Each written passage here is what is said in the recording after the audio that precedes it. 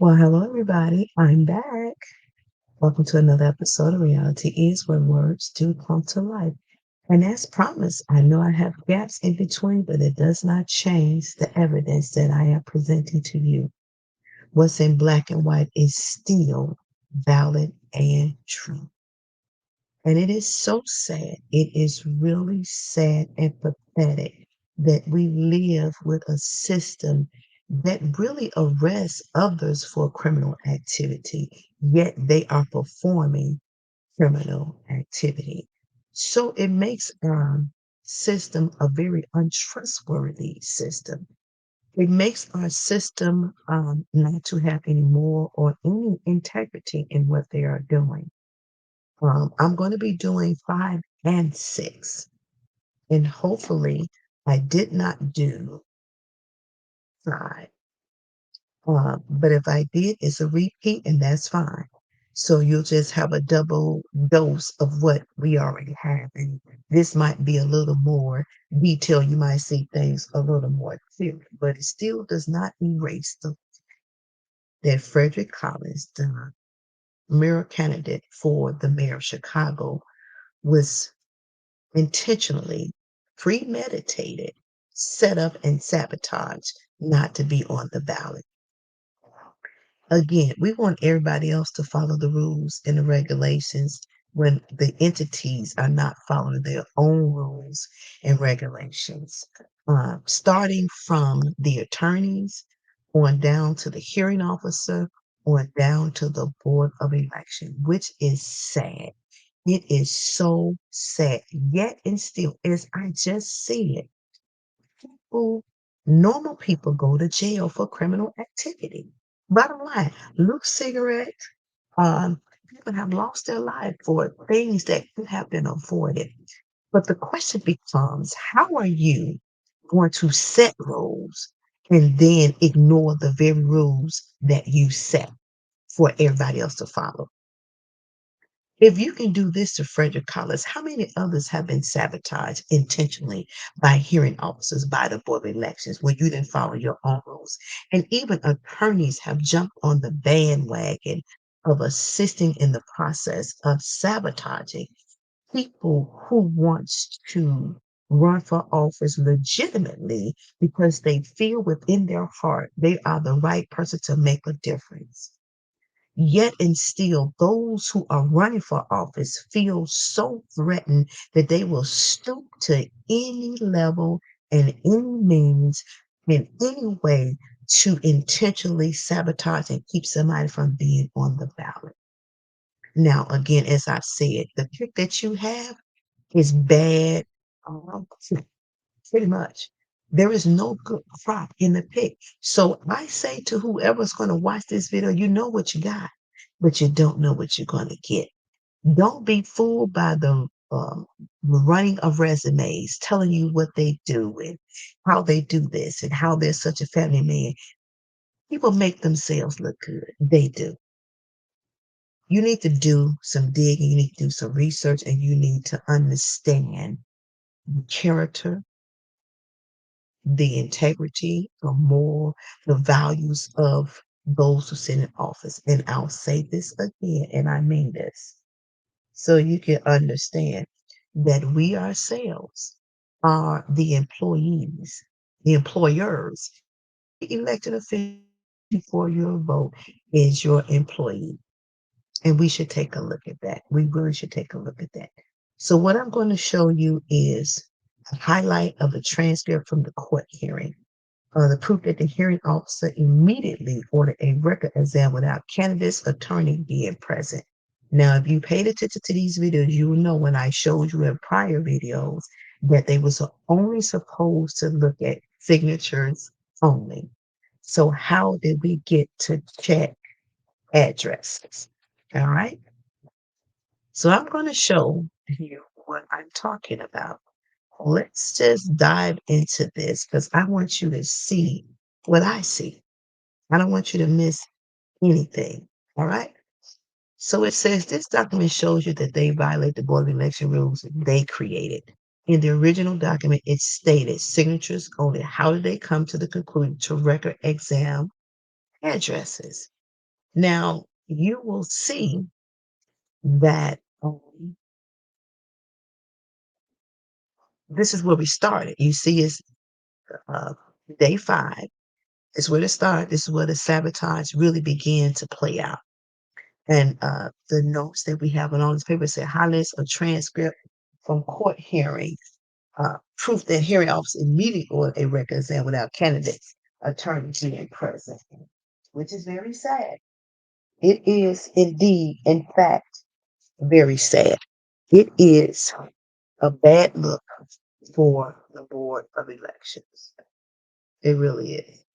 Then it makes you wonder, like I've said before, how many other candidates have been set up via this process? Do we know? And if there are any candidates out there that can attest that you've dealt with something like this, you need to come forward and speak up because I'm sure Frederick Collins is not the only one. So let's go on. So as you see, it says we file a response by Wednesday, December 15th. That's prayer documentation. So let's go where it says 5 o'clock p.m. Mississippi, if so desires, will file a reply by Thursday, December 15th, 5 o'clock p.m. Notice these time frames because that's going to be important as we travel this journey together. Um, let's set a date for the hearing. Mr. Collins, 15th. The hearing officer, I'll issue a directive for the records examination. They'll give us a date and time. Sir, you'll be notified. Mr. Collins, I like just once again just to note my objection too. The hearing officer then said, your objection is noted. Unidentified speaker, I can set that right now. I'd like to start at 1:45 tomorrow. Now, the unidentified speaker is who? That is the question. The hearing officer records examination will start today. Is the Mr. Fine the 12th, right? The hearing officer December 13, 2022 at 5 o'clock p.m. at 1:45. Unidentified speaker on the 6th floor. Why is there an unidentified speaker? Because everybody was noted who was sitting at the table. It was hearing officer Rodney Stewart, it was Frederick Collins, the candidate for mayor of Chicago, and it was Mr. Fine. So why is there an unidentified speaker? I'm not understanding. The hearing officer, he's notified you, Mr. Collins, that the date that is to start, sir. Now this is the record examination in which they actually did the addresses. They did not do signatures only. They actually went and did the addresses. And as we come to our next one, you will see, and number 6, that it goes on a little bit further. And then I'm going to show you some documentation that you're going to be amazed to see. Now, these are documentations. This right here is the transcript. From the transcription is who was taking the notes the day of the hearing. Mr. Stewart also said that he could stop the examination anytime he wanted to, but he never stopped it. He kept it going until they actually reduced Frederick Collins' numbers down to what they wanted them to be without any proof, without any FOIA, without any proof of Mr.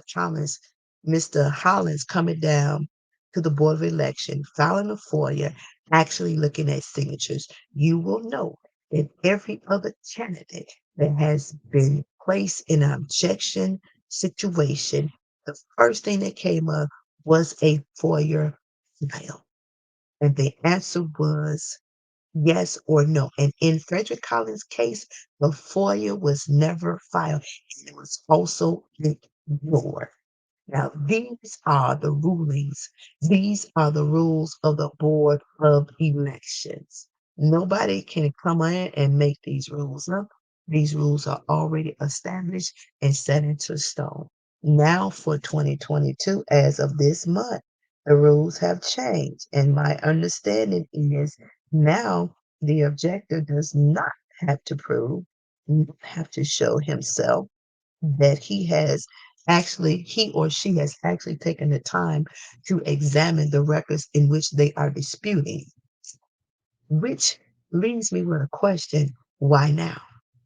Out of all of these years, out of all of this time, why now? Please explain to me why now. I'm not understanding. Why now? What is the difference from now versus then? And what are you trying to cover up? What are you hiding? We already know what's going on. We already know the trickery. We already know the manipulation. We already know the deception that's going on. I've showed you plenty of things. And if for those who are coming in on the tail, in the middle, go back and watch the other videos. You will see exactly what I'm talking about. I'm not talking about hearsay. I'm providing you with some paperwork and some proof to show.